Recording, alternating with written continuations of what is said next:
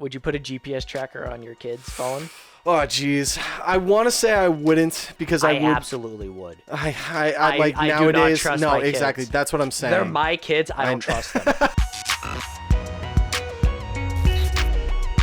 Hello and welcome to another episode of Millenniotic, the podcast where a couple of millennials discuss society, entertainment, and logistics of life. I'm Jason Bell. I'm AJ Paconis, and if you missed any of our previous episodes, be sure to check us out on YouTube, or you can subscribe to us on Spotify, iTunes, and Anchor if you want only the audio, and follow us on all of our social media, Facebook, Instagram, and Twitter for any notifications and updates when new episodes are out. And anywhere where you see these episodes, be sure to throw us a like, maybe a comment, just saying.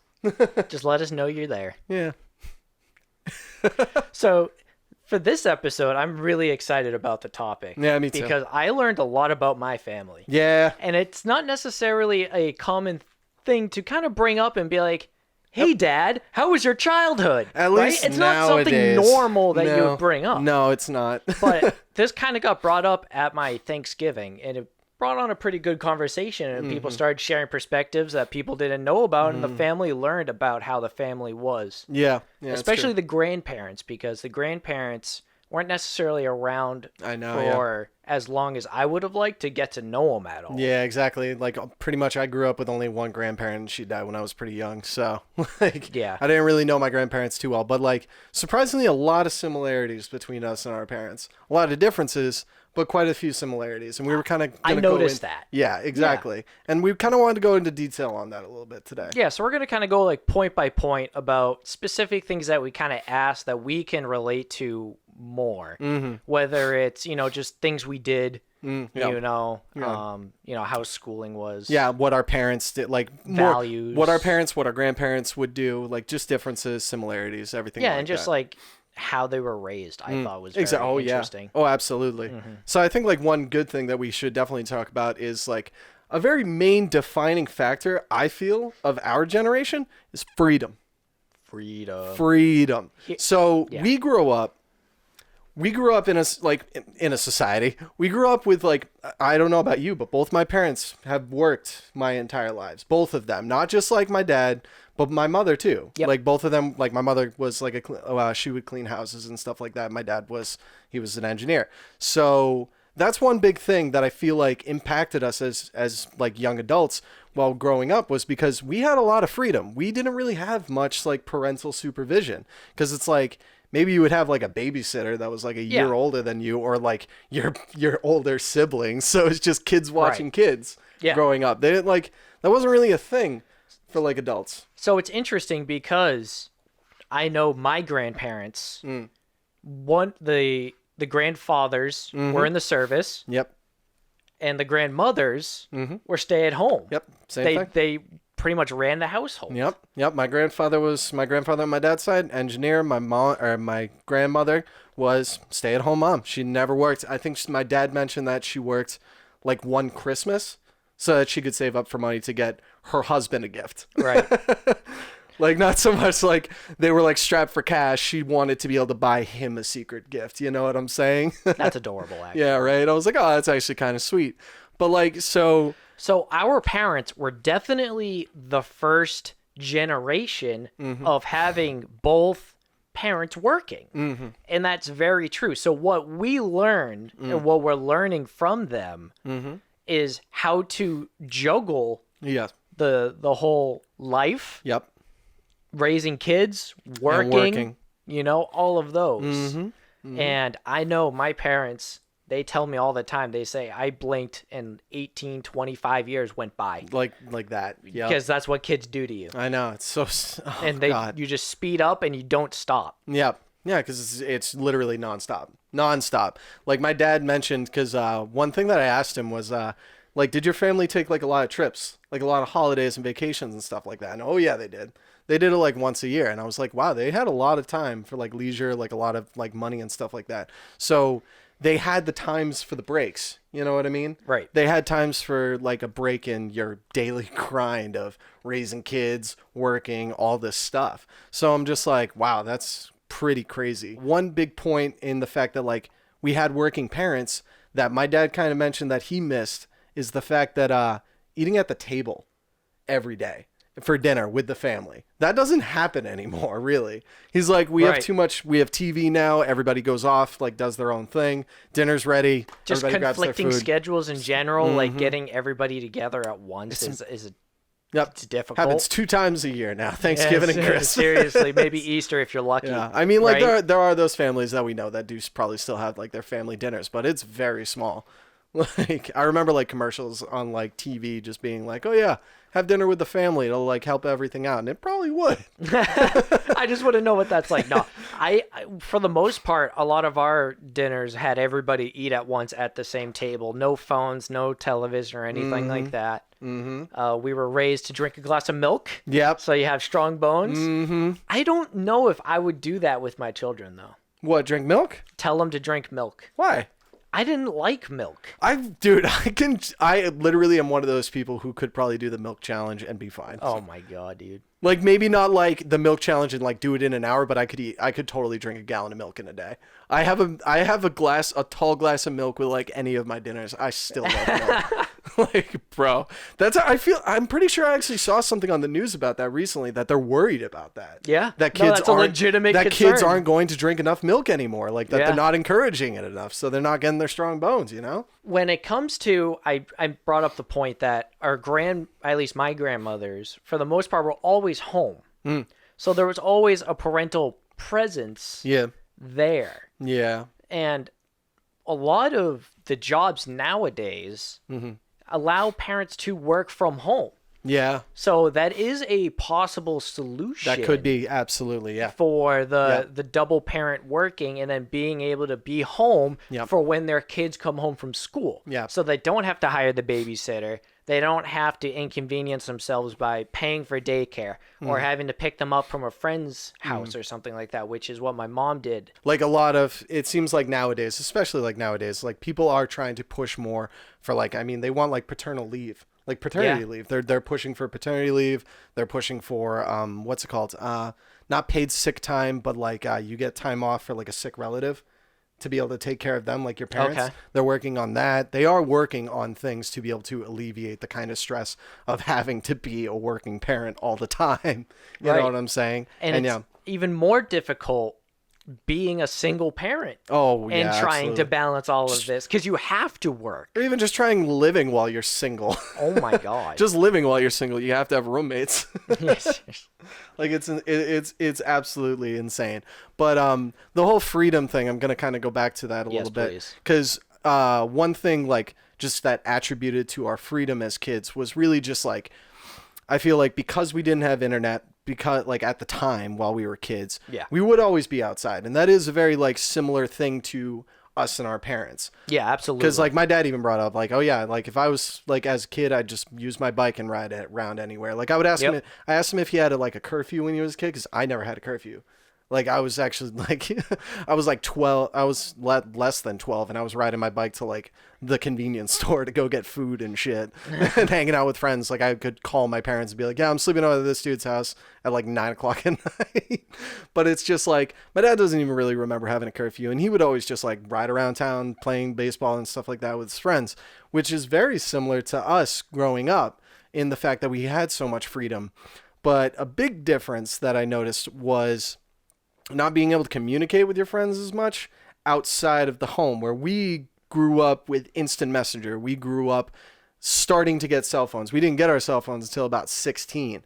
But I got mine when I first went to high school. Yep, I know. But we had the internet and stuff like that. And one really cool thing about my dad that he apparently used to do when he was in high school or college was he started to make illegal black boxes. Black boxes? Yeah, now this is way after what's the what's the thing where it's like 10 years after something illegal happens, it doesn't matter anymore or something like that? Oh, that, yeah. Yeah, Okay, whatever. Okay. I'm just bringing that up now. But no, so black boxes. So remember when you used to make a phone call and you'd have to like make a collect call so they wouldn't get charged? Yeah. A black box was what literally bypassed that. So it was a legal way so that you wouldn't have to charge to be on the receiving or sending end. Right. So he would use this as a way to be able to make long distance calls for free. So like, yeah, long distance calls, man. He brought up being like, oh yeah, I would use it to like call like London and stuff, like a London radio station, and see what was like really hot for their music or what the weather was like in Puerto Rico. And I'm like, dude, I can use the internet now to do that. I don't have to fucking make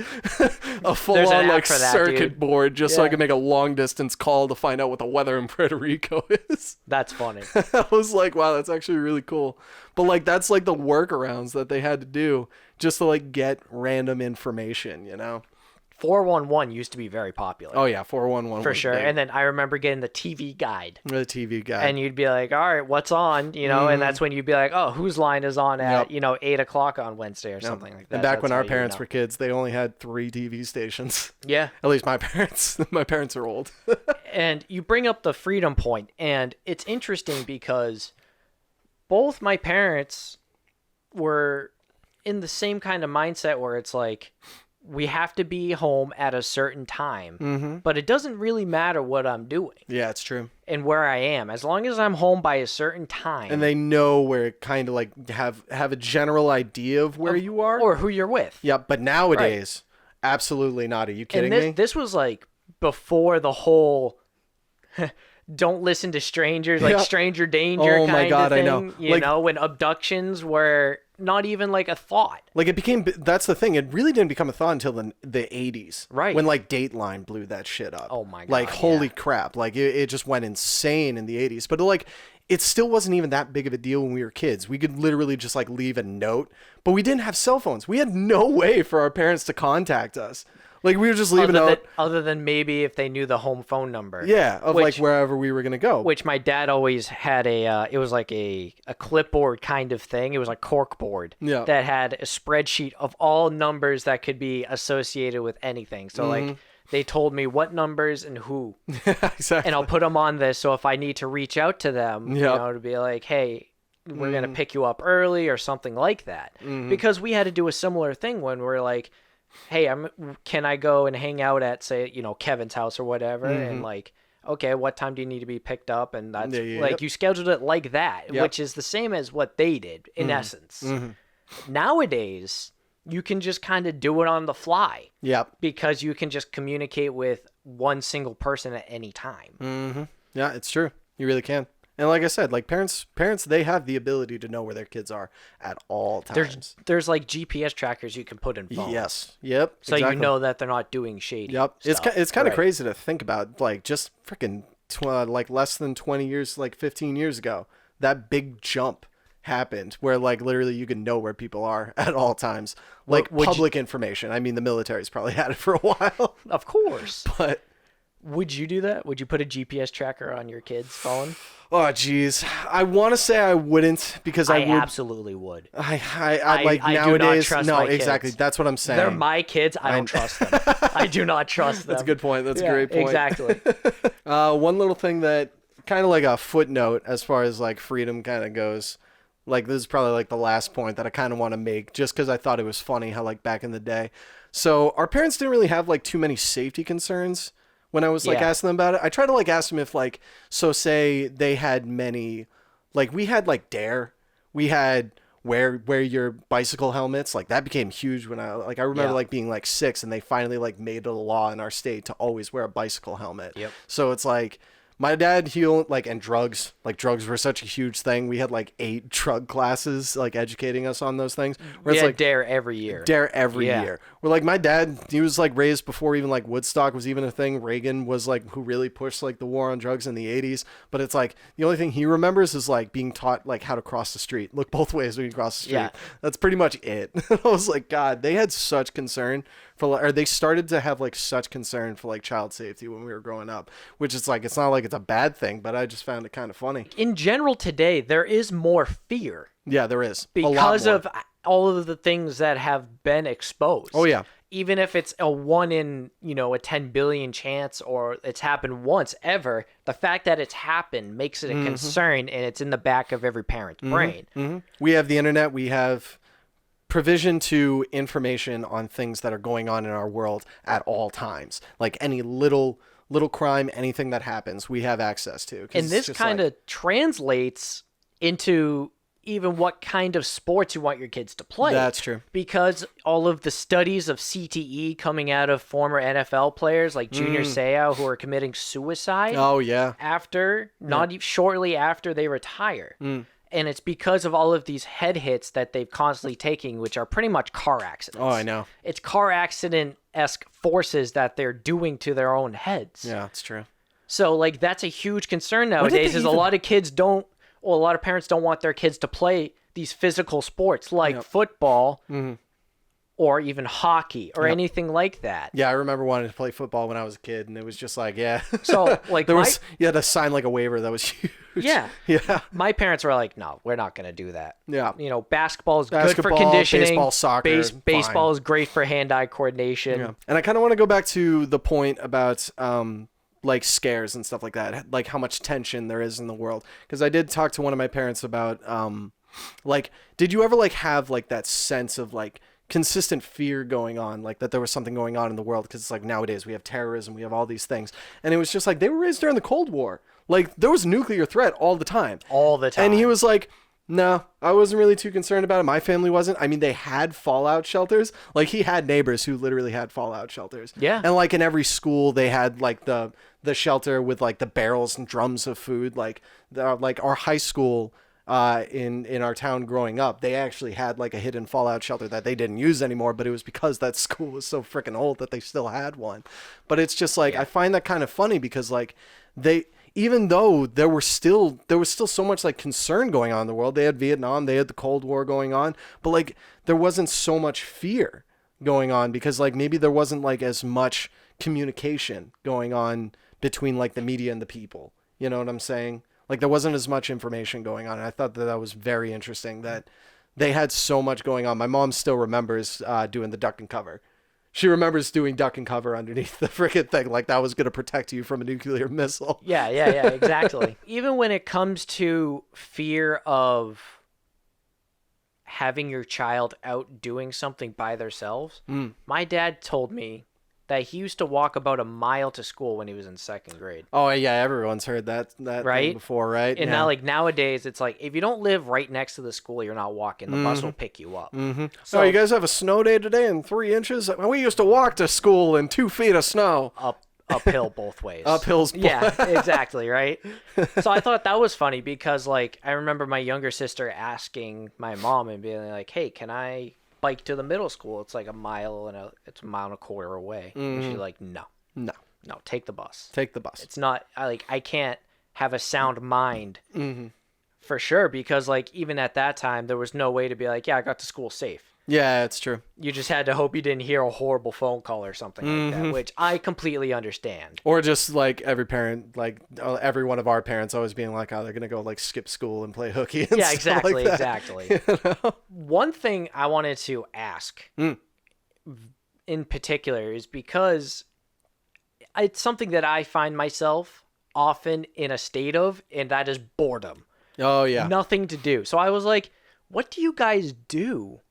Oh, what did they do? On like a weeknight. Yeah. At like 7 o'clock after dinner. Like, what did you guys do? There's no video games. Television wasn't nearly as prominent. And they're like, nothing really. Maybe board games, card games. Like, yeah. Read. And that was just kind of the norm. Yeah, exactly. To us, that would be really boring. Yeah, we would literally go insane. We would go nuts. We always need like some form of stimulation at like all times. Whether it's watching something or doing something. Yeah, exactly. I know for sure I'm the same way. I don't often like to sit around and just do nothing unless I have my cat on my lap. That's the only time. But I'm still getting stimulation from something. I'm not just like sitting in a chair with my own thoughts. Yeah. I'm scared of my own thoughts. Oh, I don't want to be alone with them. No. So I need something to distract me from it. Yeah, at all times. And I feel like I'm not the only one who feels this way for sure. But you know, maybe that's why time passes by so freaking fast now that we're adults. It was like, remember, like from like 10 to like 20. Remember the summers? Yeah, remember the when summers? you were How like summer would middle literally school feel summers forever. You're like, feel dude, like I it kind of want to lasted go so back long. to school.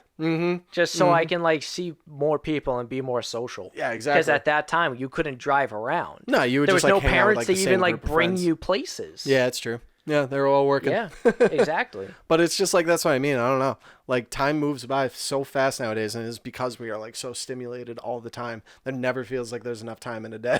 Never. Ever. I blinked. I moved to San Diego and I'm back. Yeah, and exactly. I blinked. Yeah. You still feel like it was last Crazy. week? I still feel like I'm on vacation here, dude. It doesn't feel real. No. It's really weird. Yeah, I know. I don't know how long it's going to take. Honestly.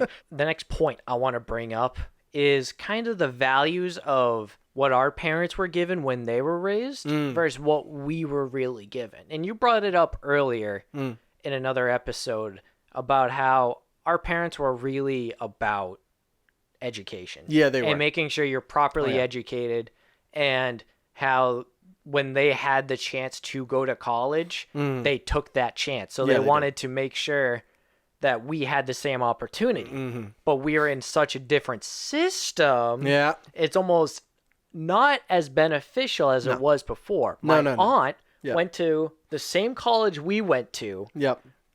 for $200 a semester. Yeah, my dad went to Northeaster for $950 for the year. Crazy. And nowadays that's a prestigious Northeastern's engineering college. 50 grand a year. It's insane. Yeah, and it's so funny because he would talk about it. He was like, "Oh yeah, they used to nickname it the factory." Yeah, he was like, factory. it was a common it was just like common commuter school back in the day. And it was just yeah, I can see that. And the thing is apparently they were he benefited from that place so much because apparently they were one of the first schools to introduce what's it called, co-op. Co-op jobs through engineering. So he would pretty much internships, right? He would literally get paid internships, and he would use those to pay for college. Yeah, that $950 a year, beautiful, easy. It's like the system worked. It's or like something like that. Yeah, absolutely. You put in your time. Yep. You got your education, and you're not completely broke at the end, and you have your stepping stone to start your life. Yep. Right. Yep. And that's what our parents kind of wanted for us. Except the stepping stone is more like a cliff. We fall off a cliff and being like, Literally. wait, where's the jobs? Wait, why am I in so much debt? Yep. Why can't I move out? Hey. Well, all of this kind of stuff, right? All of these it's different problems nowadays. You know how I was talking about how the grandparents, my grandmothers, were mostly stay at home? Yes. My mom said she never learned how to do laundry until she actually had to start doing it for the kids and stuff. Really? Because her mom would always do laundry. Oh yeah. They would always clean the house. Yeah. They would always cook. That was what they did. So when that was a big shock for them. Yep. So what they did was made sure that wouldn't happen with us and gave us chores to do. Yeah. Even if we hated it, there was some sort of positive reinforcement because that's the way you parent correctly. It is. Whether that is allowance or an ice cream or whatever, but you were given a chore, not really too bad, taking out the trash. Yeah. This kind of stuff. What's it called? I remember my friend's brother, because I used to I would always do dishes and stuff like that. That was that for some reason, dishes has always been my favorite chore to do. But kind of relaxing. But yeah, they would always give you easy chores, because I remember my friend's younger brother, his only job as a chore would be to unload the dishwasher. Yeah, something those set are the clean, table. Those are clean dishes. You're just taking them out and putting them in a cabinet. And it takes 5 minutes, but it's amazing how creates much it some helps. structure. It really does. So you learn these life skills before you go out and live on your own. You learn how to do your own laundry. You learn how to run a dishwasher or clean your dishes properly. You learn how to cook. Oh yeah, it's you might call giving your kids chores lazy parenting, but it's really not. It does provide structure. Yeah. I would totally I thought that was a really interesting point because my mom is great at all of those things. Yeah, exactly. That's true. And that kind of brings me into the next thing I want to skip ahead to, which is the tradition that families have. And when I talk about tradition, I'm talking about things that stay within the family. That's kind of just intellectual property of the family, homemade recipes. Yeah. Or special stain removers, you know, all special techniques to fix clothing. All of these hidden tricks in your family. I don't know if like our generation is into creating a new family recipe or anything like this. We just rather have somebody else do it for us. Yeah, exactly. It's not really like family dynamics or anything like that. So the kind of values that we're pushing on our kids is more about life. I feel like that's how I would want to raise my kids. Yeah, it's more so is like telling the them how to pressures. prepare for life and like how to react in certain situations. Yeah, that's true. That is a good point, because it really is just like back in the day, it was just, like family dynamics over life dynamics, you know? It's not so much like pushing you and educating you on how to deal with grown-up life. It was more so just like you're like in a bubble. Like you're like cradled by your family like Ned. That's really what it was. And I don't know, like it's one of those things where it's like our parents were more into like communities. People went to church every Sunday. That's a community. Those were like people who you were like close to and connected with. Like my grandfather was in the Masons. My grandmother was in like, she was in a Masonic group. I forget what it was. It was like this Sisterhood of something. I can't remember what it is. Rainbow or something. Yeah, like that? no, my dad's sister was in Rainbow Girls, which is another Masonic group. Okay. But yeah, no, like that's what I mean. They were like all in like Masonic groups that like made connections and like made like they would all help each other out. But it's social interaction as well as networking. Yep. And you think of brotherhoods nowadays for us, I think of just like fraternities and sororities at college. Which it's like those brotherhoods and stuff like that, they are preaching networking and also like helping each other out. Like being now we're in the future, being a good person, being a good roommate, when at the same time they're also like advocating parties and stuff like that. But it's just like those don't really exist too much outside of like the young space anymore. Like, how would you react if I walked up to you and been like, "Hey, man, let's join the Freemasons"? I'm like, "What are you on, dude? What? No way. Yep. You're crazy. Why would I want to join them? Like, what do they have to what do they have to offer me? What does that even value me? Yep. Meanwhile, our community groups is Discord. Yeah.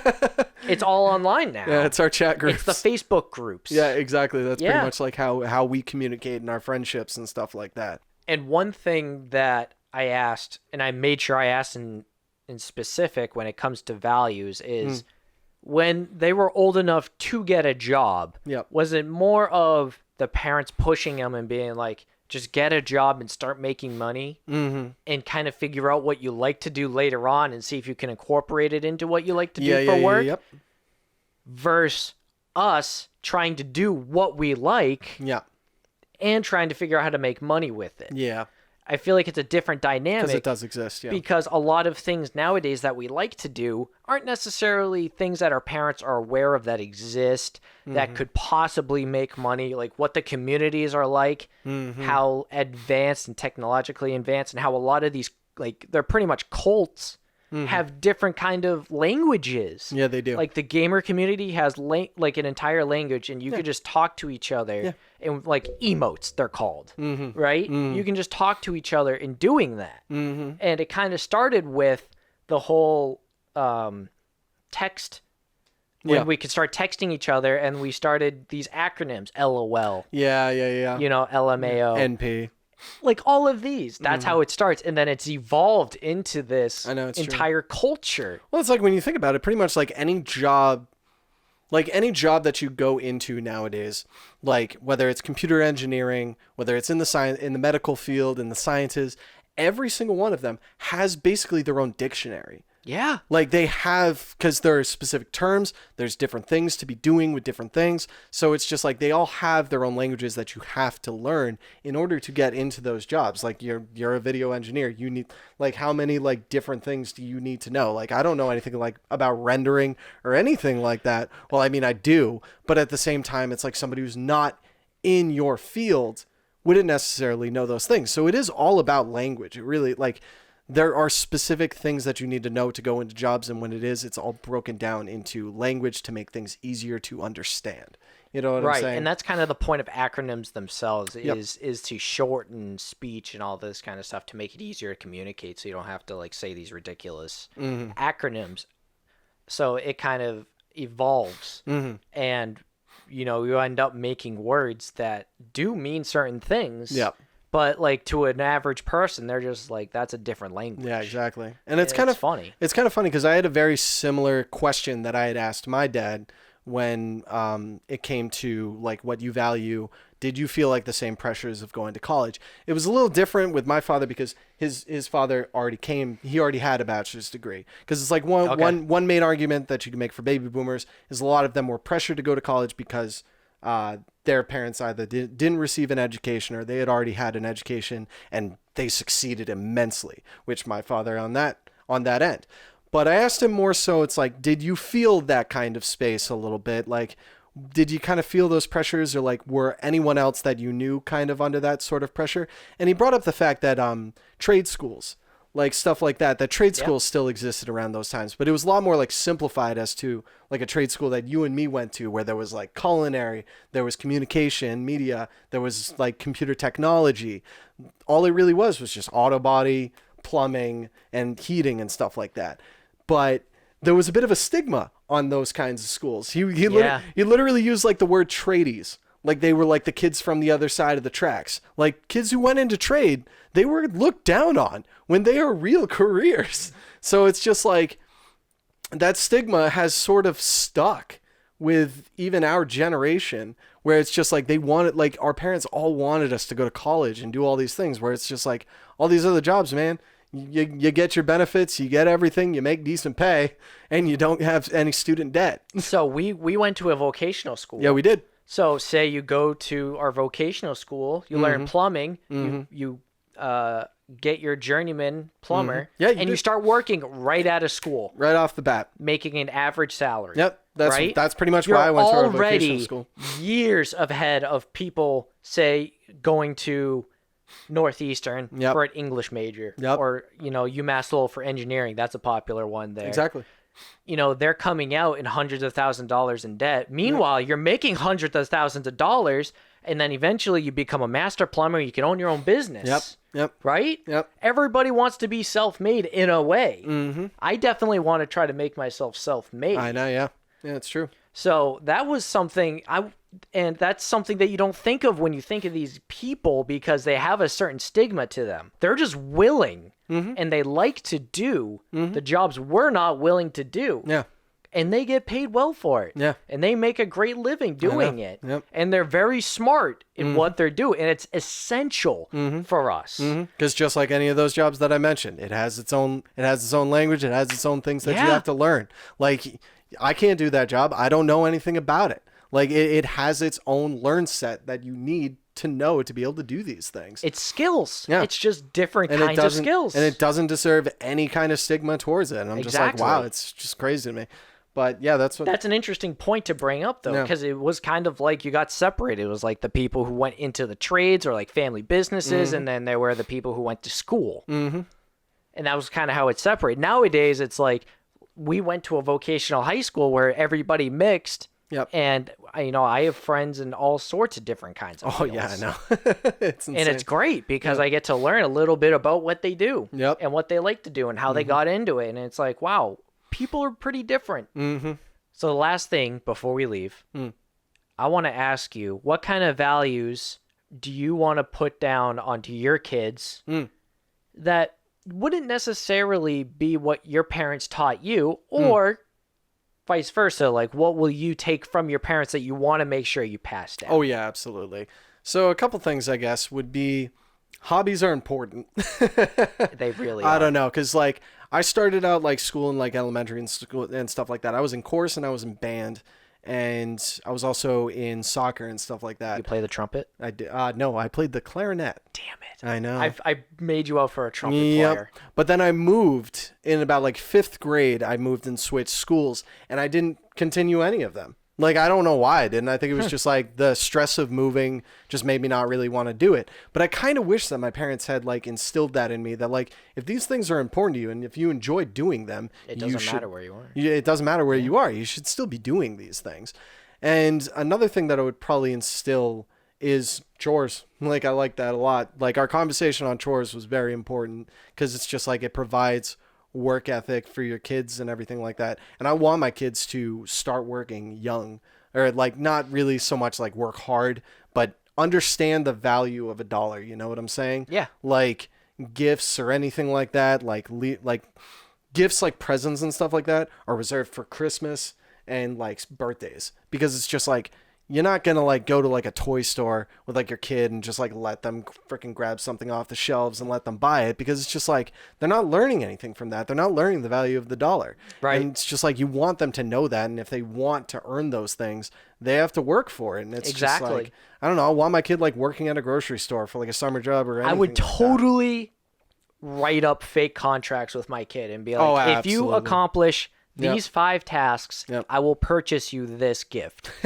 or this toy. Yeah, that's true. And just write like initial completed by, and just even like something silly as that can kind of instill structure that they know that, okay, there's usually levels with everything. You know, there's a hierarchy. It's true. And that's what a lot of companies are like today. It's just a hierarchy. There's like the big boss, and then his team, and then the team under him, and then you. Right? So you have to understand the hierarchy of how the system works and how your part is, you know, important in the whole cog, in the wheel, and the machine, and how your little thing, as unimportant as you think it is beneficial, you know, in a bigger scale than you understand. Yeah, because it's like working as like a bus. I remember working as like a busboy when I was like 14. It taught me a lot about just like respect and how to talk to people and stuff like that. Yeah. Like how to conduct myself like professionally and everything like that at a very young age. And also another thing, and you've brought this up before, is not something that I didn't necessarily learn, but my brothers didn't learn, and that's insurance. Car insurance is not cheap. And if you get into an accident or anything like that, it's going to get even more expensive. My brother literally got like, I think he had 14 points on his record, finally removed last year. Oh my God. That sticks with you. Sticks with you for a long time. So those are the kind of values that you would want to instill. Is more so it's just like there are consequences, just be a decent person, and I guess just like have like an actual decent work ethic. You know what I'm saying? Those are like the main cores to what I would actually want to instill on our next generation. I am already picturing this situation in my head. And I am with my kid at the suit rental place for their prom, right? And they go to the counter. They communicate with that guy. They have a proper random conversation when you go, you know, it's just stranger to stranger. He pays for the suit, and you both leave.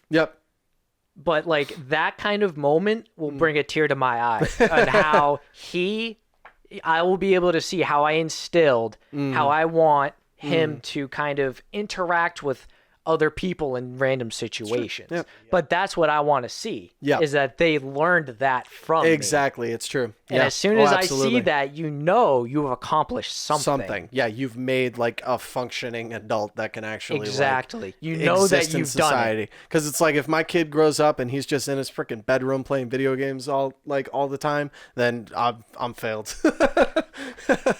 I definitely want to instill sports into my kids. That's what I'm saying. I don't want like that to be what the future generation is. Like, not like it's not necessarily a negative, because those kids can still become fully functioning adults and stuff like that. But it's just more so they got to be able to go out into the public. So like still be able to go out to a store and still be able to buy something without like somebody having to do it for them. Or like, oh man, like if my kid ever asked me to like do what my girlfriend does and like call the delivery people for food because she doesn't want to do it, absolutely not. So when it comes to telling your kids what they should do for a living, are you going to be more on the do what you like or do what's going to make you money?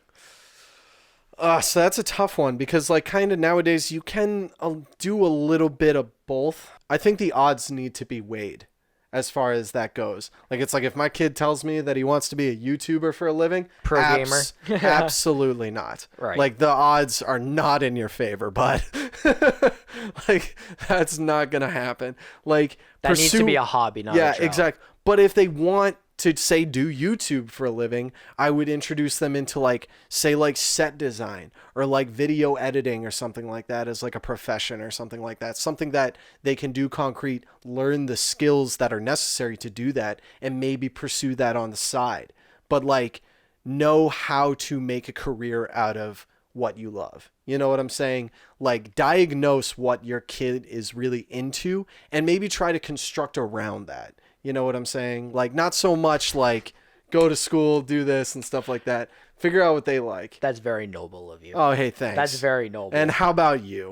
Make money. Make money. Don't make the same mistake I did. I suppose. Make money. I know, but this is the difference. The thing is, like, in this economy, like, as cliche as that sounds, in this economy, yeah, that's true. you want to make as much money as you can. I know. It's less about what you want to do and more about being and surviving whatever the next financial crisis is going to be, right? So I saw an interesting tweet earlier. I thought it just made me giggle. It's kind of just irrelevant, an opinion kind of thing, but it's like there's single parents out there making $15 minimum wage to feed, their 2 kids.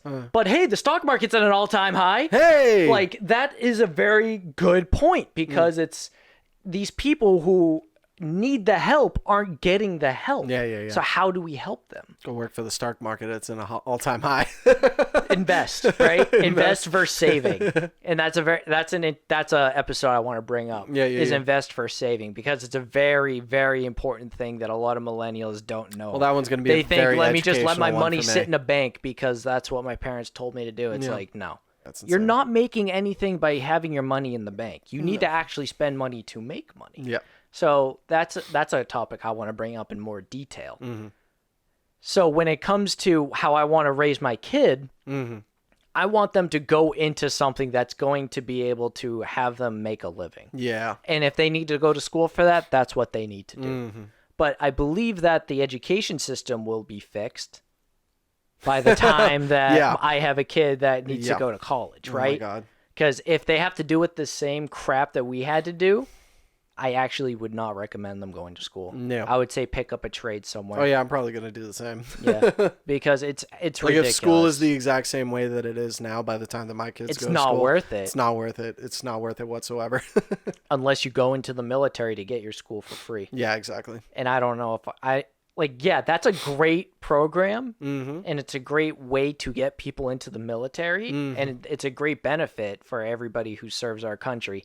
I don't want to push that onto my kid. I don't think. No. Just if you're doing it just to go to school, it's not what you should be doing then. Yeah. Like you do it because you want to do it, because you want to serve our country. If they want to, and they're all in on it, sure. Like, I'm not going to stand in your way. Yep. Like, I'd be a very proud father. Yep. Right? Yep. But I'm not going to force them to do But that's what I mean. Like, don't get me wrong. I've thought about going into the military to help me pay for school, but it's just like my heart's not in it. So it's like, like, it's like, unless your heart's there, you shouldn't be doing it. And there's no way I would get through basic. No. No way. No. Even in my fittest Yeah. state, there's Yeah. no way I would make it through basic training. I can't deal with people yelling at me. No. That's not my thing. It's really not. Please don't yell at me. So I think we're gonna wrap it up here. I think that was a very good episode. That was fun. I enjoyed reminiscing about our childhood, but also like course. learning a whole bunch about our parents. One really and quick everything we thing. learned. What was your favorite childhood activity to do? My favorite childhood activity? If you could pick one to go back, say you were 12, Uh-huh. and you wanted to be able to do one thing again, what Oh would God, it be? you're putting me right on the spot. That was the point. I hate you. I can't really think of anything right now. Mine's wiffle ball. Yours actually. wiffle ball? Oh, son of a bitch. I was gonna. Because I remember playing wiffle ball Yeah.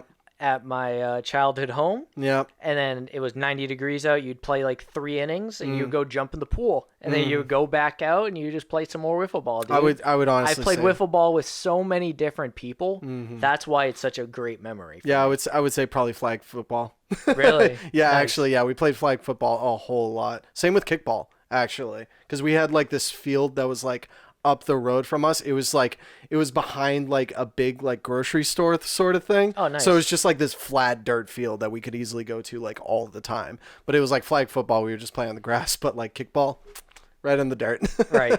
And I want to make sure that my kids have the same kind of feel. Yeah, exactly. I want them to be able to enjoy the outdoor activities and have that be a very good exactly. memory. But it's like not necessarily like structured sports so much as just being able to like round up your friends and be able Right. to do that. Because like that was honestly like the most fun I had, was just being able to go Right. out with like your friends and coordinate something. You know what I'm saying? And I liked wiffle ball because you could play with just one other person or you could play with teams. Mm-hmm. But also that I could use my skills from baseball, Mm-hmm. you know? And it's not necessarily wiffle ball isn't like a game that you need to play baseball for to be good at. Yep.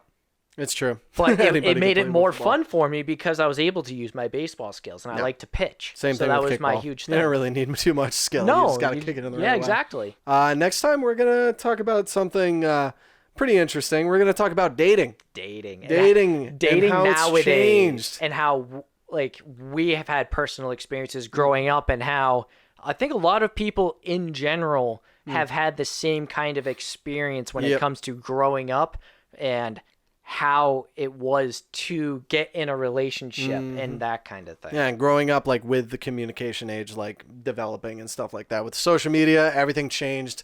Everything immensely. Everything from, you know, back in the day, walking up to a random girl and just starting a conversation to now today sliding into your DMs. Sliding into them DMs. Yeah, exactly. And that's how you do it nowadays, or you swipe for love. Meanwhile, I slide right? into that stool next to you at the school dance. Yeah, exactly.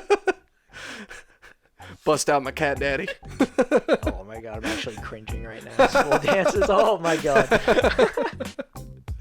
I couldn't help myself. All right, and with that, let's get this bread. Acquire that grain. Till this week. Have a great week.